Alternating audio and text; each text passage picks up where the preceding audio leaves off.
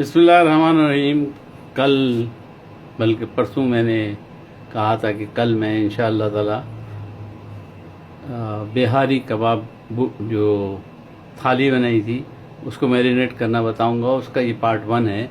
आपको इंशाअल्लाह ये पार्ट 1 और पार्ट 2 दोनों मैं दोबारा रिपीट कर दूंगा, लगा दूंगा मेरी फेसबुक की मेरे पेज पे। ये अदरक का टुकड़ा है, ये बड़ा है, हमें इतना टुकड़ा चाहिए होगा। बहरहाल इसलिए कि एक ही दफ़ा में मैं जो हूँ इसको पीस लूँ, यानी उसका पेस्ट बना लूँ। और एक लहसुन मैंने लिया है, इसमें से आधा लहसुन तकरीबन उसका मैं पेस्ट बना लूँ। तो मैं बहुत क्विकली इसको लहसुन को, आप लहसुन लीजिए। औरतों को बड़ी तकलीफ़ होती है ख़ास तौर से, या खाने पकाने वालों को बड़ी तकलीफ़ होती है, इससे जलन वगैरह होती है। आप इसको किसी थैली में डालिए और इसको कूट दीजिए। कूट दिया, अब आप उसको छिलके उसके अलग कर लें। और इसको बहुत कम टाइम लगता है इस तरह करने में, हमें कोई तकलीफ़ नहीं होती है और बहुत कम टाइम लगता है। ये देखिए मेरा लहसुन तकरीबन इस छिलकों को छोड़ दिया और लहसुन साफ़ हो जाएगा। जल्दी जल्दी में हमने लहसुन को क्विकली साफ़ कर दिया, लहसुन निकाल दिए, छिलके उसके अलग कर दिए।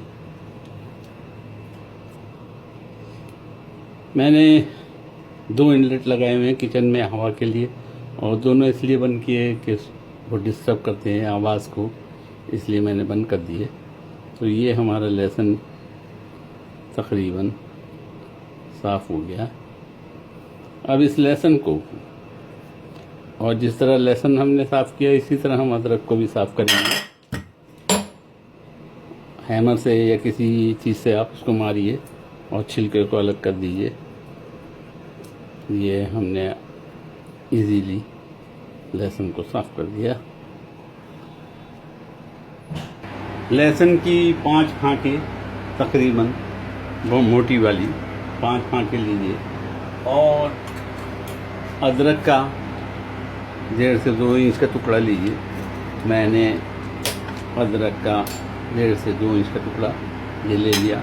हम अदरक को भी इसी तरह कूट देंगे जिस तरह हमने लहसुन को थैली के अंदर कूटा था, ताकि इसको ग्राइंड करने में आसानी हो। मैंने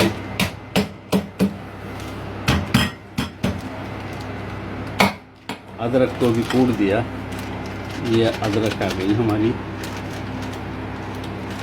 अदरक और लहसुन के बाद लाल मिर्चें या हरी मिर्चें, ये ताज़ी वाली लाल मिर्चें हैं, मैंने 3 ली हैं। ज़्यादा तेज़ नहीं खाएंगे। अगर आप मिर्चें ज़्यादा पसंद करते हैं तो ज़्यादा डाल सकते हैं। इनको भी उसी थैली में डाल के हम इसको भी कूट लेंगे। ये मैंने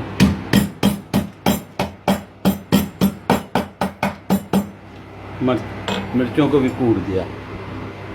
एक तो ये पंखा बहुत आवाज़ करता है, इनलेट जो पंखा है, बहरहाल उसको भी मैंने कूट दिया। और मिर्ची, लहसुन और अदरक, ये 3 चीज़ें।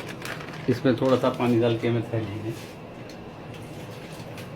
थोड़ा सा पानी डाल के उसको भी मैंने वॉशअप कर दूंगा। और अपने मिक्सर ग्राइंडर के ऊपरी हिस्से में इसका पानी थैली में धुल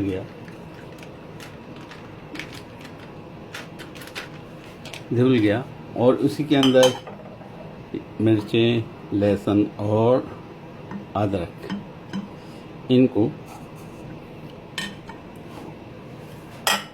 और थोड़ा सा धनिया है, अपना ज़ीरा, 1 चाय का चम्मच ज़ीरा तकरीबन ये डाल दिया है। इसका हम पेस्ट बना लेंगे।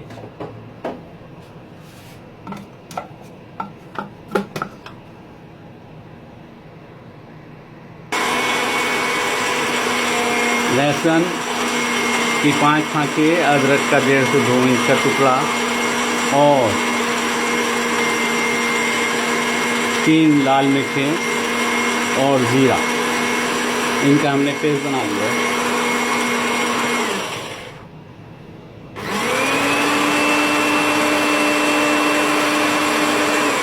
पेस्ट दरमियानी होना चाहिए, ना ही मोटा हो ना ही बारीक हो। और अब जगह कर लिए मैंने अपने गोश्त को आगे लाऊं, यानी गोश्त के बर्तन को आगे ला के उसको हम मैरिनेट करेंगे।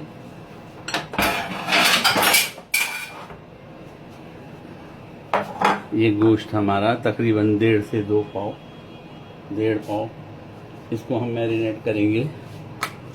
हमने अदरक, लहसुन और लाल मिर्चों का पेस्ट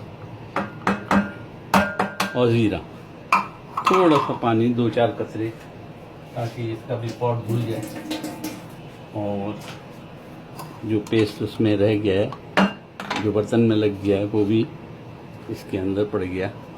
ये करने के बाद, इनको करने के बाद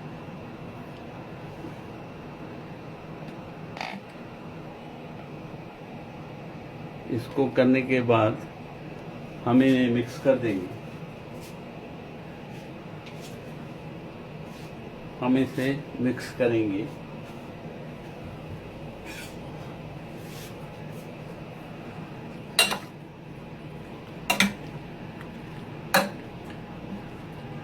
याद रहे 4-5 फांके लहसुन की, 1.5 से 2 इंच का अदरक का टुकड़ा और 3 मैंने लाल मिर्चें और ज़ीरा, इसको मिक्स कर दिया। अब इसमें हम दही का इजाफा करेंगे। दही 2 चम्मच, तकरीबन 1.5 से 2 चम्मच दही का हमने इजाफा कर दिया। इसको भी मिक्स कर दीजिए। और टेंडरिंग मीट, चाहे आप कच्चा पपीता, ये मेरे पास कच्चा पपीता मौजूद है, इसका पेस्ट बना के डाल दें। चाहे आप टेंडरिंग मीट का जो पाउडर मिलता है वो इसके अंदर ऐड कर दें। मैं फ़िलहाल टेंडरिंग मीट पाउडर ये तकरीबन 2 चाय का चम्मच मैंने मिक्स कर दिया। और अब बाकी जो है बिहारी मसाला, क्योंकि लोग आजकल बाज़ारी मसाले खाते हैं और उनके ज़ुबानों पर टेस्ट है, इसलिए, वरना मैंने इन मसालों को अवॉइड करता हूँ। बहरहाल बिहारी मसाला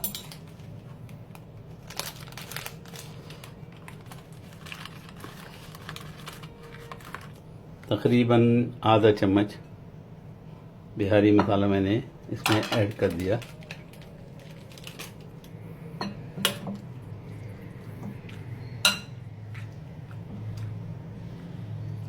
बिहारी कबाब मसाला, इसको आप चाहे किसी चम्मच से, चाहे अपने हाथों से, अगर आपके हाथ धुले हुए हैं, साफ़ है, तो उनसे भी आप इसको मिक्स कर सकते हैं। और मुझे एक थोड़ी सी मिर्चें ज़्यादा पसंद हैं, इसलिए मैंने लाल मिर्च कूटी हुई रखी हुई है और लाल मिर्च कूटी हुई मैं ऊपर से इसके ऊपर डाल दिया है।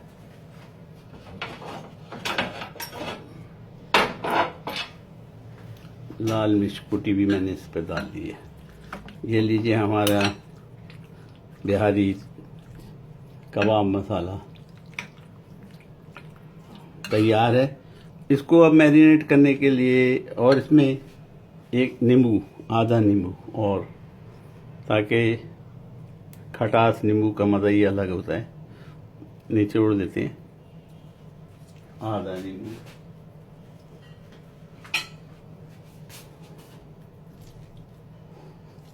हमने आधा नींबू निचोड़ दिया।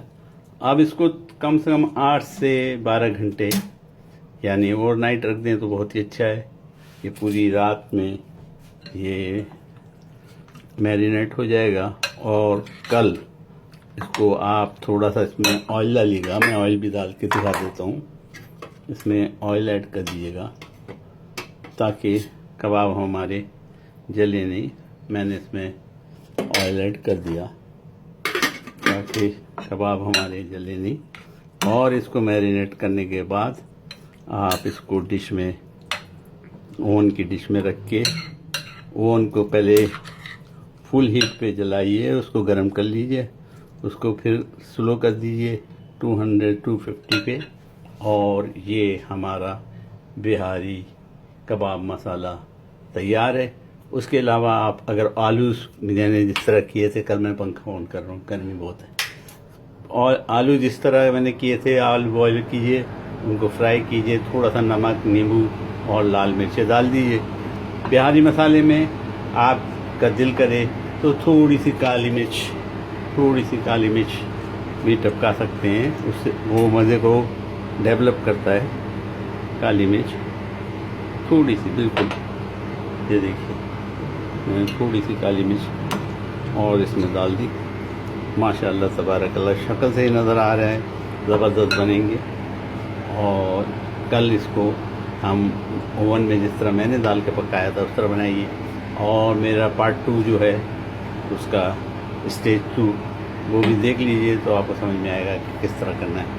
रह गई शिमला मिर्चों को काटिए, अंदर नींबू रखाइए, थोड़ा सा उसमें नमक लगाइए और थोड़ी सी लाल मिर्चें कुटी भी मैंने डाली थी वो डालिए और उसको भी ओवन के अंदर रख दीजिए। दूसरी तेज़ मिर्चें बड़ी वाली फीकी मिर्चें उनको काटिए, उसमें अचार मसाला लगाइए और वो भी उसके अंदर रख दीजिए। प्याज को नमक और नींबू लगाने के बाद थोड़ा सा रख दें ताकि आपकी थाली पूरी तैयार हो जाए। ये है बिहारी मसाला कंप्लीट की थाली जो मैंने बनाई थी। उम्मीद है आपको समझ में आ गया होगा, उम्मीद है आपको पसंद आएगा और उम्मीद है आप मुझे दुआओं में याद रखेंगे।